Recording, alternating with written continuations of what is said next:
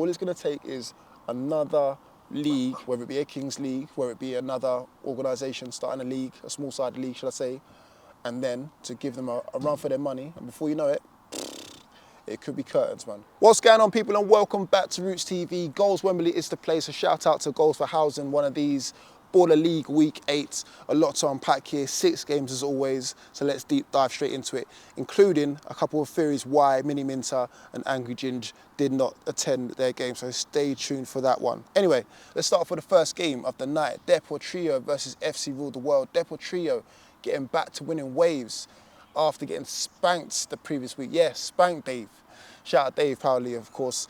Got spanked last week, got it back to winning ways. Bakary Sakho, he's arrived. They're saying Crystal Palace to Baller League. I don't know if that's a level up or level down, but nonetheless, he's found the back of the net.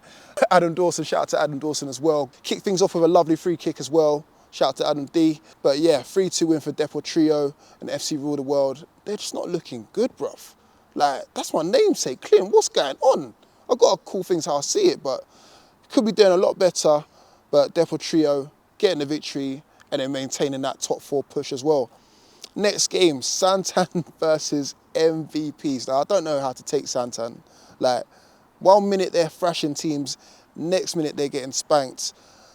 Boy, the fastest goal scored in Baller League history. 6 seconds it took to get off the mark.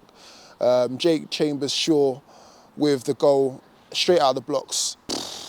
Caught him cold, and then it was an onslaught after that. Bagging, 4 goals in 6 minutes? Jesus Christ. I don't know, Santan, bruv. Like, their defence is a Swiss cheese, right? Like, shout out to the players that I know, but boy, I don't know what went on there, bruv. Like I said, from dishing out spankings 1 week to getting spanked the next week, I don't know about top 4 for you lot, bruv. And I was putting you in there, in the mix, but it is what it is. Timmy Abraham, should I say, bagged probably arguably the goal of the night. He bagged the brace as well, showing signs of his brother, although they kind of played 2 different styles, but nonetheless, man, what a goal. What a finish. What a finish. And that one ended up 7-3. MVPs, maybe a late push for top 4, I don't know. I'm still back in treble, but we'll get onto that later on. Next game of the night, 26ers versus Wembley Rangers, the return of Dom Perez. Now, who would have thought it? You put one of your better players in your team, and he goes and scores. What's the odds of that, hey? Oh dear, imagine saying that he's one of your worst players, and then he comes back, and then he bags you the next week. Egg on your face. Anyway, shout out to Dom P. They freed Dom Perez, and then obviously he's gone on to score potentially the equaliser for the team. Nasiri scored a couple pens, great for him. Bilal, naughty boy, missed the penalty, but then obviously made up for it 2 minutes later. But yeah, 3-3 that one ended. Wembley Rangers, top 4 push, I think it's less than likely, although I did put them at the start of the season for top 4, but boy, it's good to see Dom P back. Put it that way, that's the positive from there. Shout out Ruben Jr. as always. 26ers, I think it might be a bit too much for you to be top 4, unfortunately, but you know, it's still hope. It's still hope.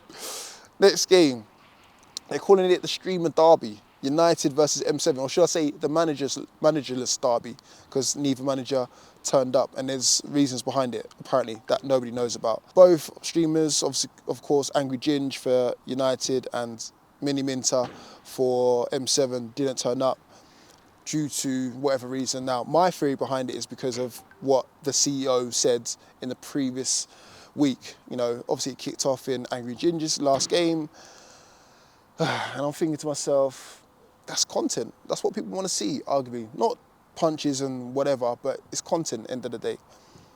Now Felix, the CEO, is coming out saying, calling them whatever, buffoons or whatever, clowns. Nothing like that should ever happen, right? That's the thing. The football should decide a game and not 20 goofballs trying to be, I don't know, playing GTA, right? Like, that shouldn't happen. Something along those lines, and I get it. He's purely a footballing man, but you got to imagine, people or kids, the demographic that you're appealing to, have grown up on seeing stuff like this, unfortunately. Or fortunately, whatever way you want to say it. So they want to see their favourite streamer on the side of the pitch. They're not necessarily coming for a Lineker or a Shearer or Micah Richards or Ian Wright. Do you know what I'm saying? Like, there's people of a certain demographic coming for these people. So if they're not turning up, you've done something wrong to piss these people off by saying, or calling them buffoons or whatever you call them, on live TV, live television. And bear in mind, they're buying into your league. So it doesn't make sense. The views might have dipped a little bit, not too much, but overall, still did their thing. I get it, Felix. You're a football purist. You want to see the best football, the best ballers at your league. But at the same time, people are not only coming for that, they're coming for the controversy on the pitch and off the pitch. So you're going to have to kind of buy into it a little bit. I mean, look who your president is. The president's KSI. Need I say any more? Come on, man. So that's my thoughts on it. But hopefully we'll see them back. Hopefully they haven't fallen too out of pocket with these guys, because otherwise all it's going to take, I'm going to keep saying this, all it's going to take is another league to get themselves up to speed, whether it be a Kings League, whether it be another organisation starting a league, a small-sided league, should I say, and then to give them a run for their money. And before you know it, it could be curtains, man, because all they'll see is the little tweaks that they got to do, come in with maybe different rules or more traditional rules, and before you know it, it could be curtains. I'm just saying. PK, of course, comes on, scores. He's got flipping black gloves on. Why would you? I don't get it, bro. PK having an absolute generational run right now, killing it, whether it be on the pitch, off the pitch, whether it be dancing, where he's got people in like professional leagues doing his dance. Could you imagine? Like, who would have thought that? Crazy. Do not piss these streamers off, because if you piss them off, they're taking all their followers with them. Do you know what I'm saying? That's just a word to the wise. There's certain times where we're potentially being like asked to do interviews and stuff, and I've said yes to some, I've said no to some, but you know, I'm also making content which is getting seen by more eyes than some of the interviews. So I don't really understand how the interviews being more than that, if you know what I mean. Like, I feel like the professional footballers should be doing the traditional media interviews. The creators should be carrying the creative. Judging by Miniminter's comments, it's clear to see that he's obviously not happy with the interviews that he has to conduct, some of the content that's been done by himself and other teams as well. But it's kind of swings and roundabouts in both sides of the equation. Like, you know, going into this, obviously you've got to commit a certain amount of time towards promoting their brand, but also you want to get your content on the side of it as well. So it's a case of where both parties have to meet in the middle, because I get it, interviews are not interviews are more like traditional media. Do you know what I mean? Like, even doing one of these or on these pictures here, it's more traditional media, whereas doing vlogs or POVs, day in the lives, that sort of stuff, is more stuff that fans of these people want to see. So I get both sides of the coin, and again, if you want to buy into the younger audience, then you need to do what people want to see. People want to see, like, first time what it's like to be in Baller League, not from the stands or doing that kind of stiff, arched interview when your back's up against the wall and you can only say certain things. Do you know what I'm saying? So I think both sides need to see both sides of the coin, because end of the day, Baller League have invested a heavy amount of money into it, so they want to see their stuff in terms of interviews. But at the same time, to make this really pop online, especially where it counts, you need to buy into that sort of stuff. So even buying into, like, the players more from the team's perspective and from the Baller League's perspective is more appealing. You know, I want to know about what their day job is, you know, from 9 to 5, and then they're rushing down to Baller League in the evening as well. Because, like, speaking to Bilal, who you'll see on the channel quite soon, you know, he's a courier driver. Do you know what I mean? People might not know that, but again, off the back of that, he plays non-league football, he plays Baller League as well,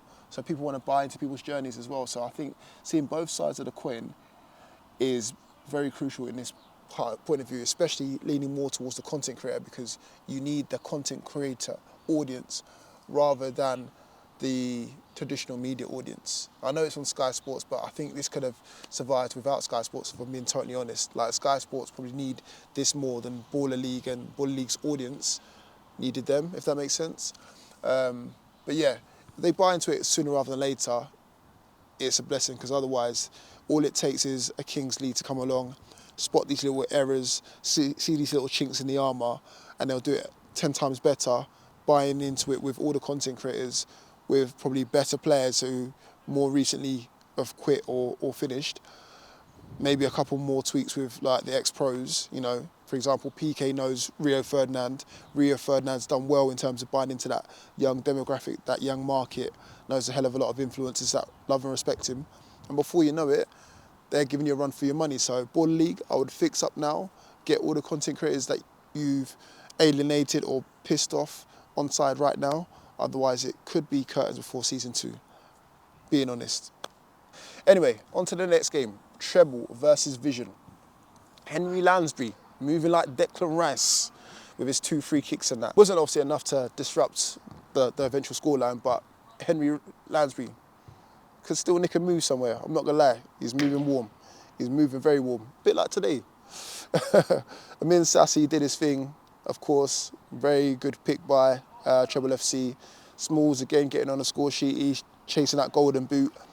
But yeah, overall, it was Treble FC's night, 5-3 to Treble. But standout of the night, Henry Lansbury. And Vision, they missed Florian. I'm not gonna lie to you, they missed Florian Castrati, man. They missed him. Final, the game of the night, SDS versus N5. Where have they been hiding this Obiero? Obiero, where have they been hiding him? Apparently he's been playing non-league for Willstone. And then he's come on, batted it up in like this first game. Crazy. Obviously it wasn't enough, but yeah, they needed him. And it's nice to kind of take some of the burden off Brian Lee, because at the moment N5 have been moving very Brian Lee FC. Do you know what I'm saying? So it's good to actually have 2 focal points along with the other players that they've got on the team. But overall, final standings for week 8, United back on top, Depot Trio right behind them, pause. Vision FC are in 3rd still, and Treble FC, who are my pick now for the top 4. I know Santana just below them, and MVPs are not too far off them either, but I think Treble are just there, more even thereabouts. And I think even still, they could move on even further to cement their top 4 spot to get 2nd place. That's what I'm going to say. 2nd place for Treble FC. Depot Trio Vision might drop out a top 4 spot if they can continue that main run of form. But I think Treble FC are cemented top 4. United ain't going anywhere anytime soon. Just Angry Ginge might be. MVP of the night went to Bakary Saka, although there could be another case for Timmy Abraham. Obviously, that goal that he scored, you know what? It's Saka's night. It's Saka's night. But Timmy Abraham, close 2nd for me. And then, of course, in fact, not only that, PK Humble has to be in there as well. He's having a phenomenal run right now. So PK Humble 3rd, Timmy Abraham 2nd, and then Bakary Saka 1st, if we was to do it in any sort of order. And then also top goal scorers as well. Brian Lee still remains top with 18 goals. 18 goals in 8 games. Crazy. Florian still remains in 2nd on 13 goals. Obviously didn't play last night. And then Smalls is in 3rd, and Tyler Winters is in 4th. So again, that golden boot is livening up. That's it. That's the rundown of Baller League Week 8. The main things I would say is to stop pissing off the creators.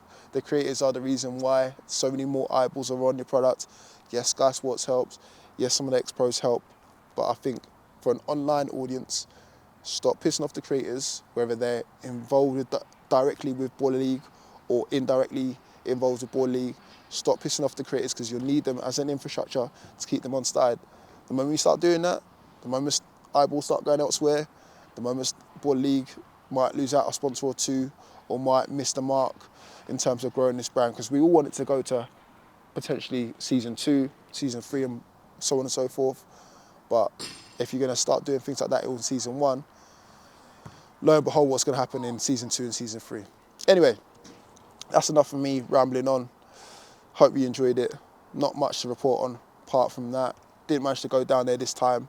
I might go down there in future weeks, depending on how the security is and depending on what fixtures and what games are going on in the latter weeks towards the end of the season. So let us know your thoughts in the comment section below, your theories behind Angry Ginge and Miniminter missing out, and should they be back? Of course they should be back, but what will bring them back, and what's the common ground that both CEO and creators can find to make this work. Let us know your thoughts in the comment section below. I've been Rootz. Take care of yourself. Peace.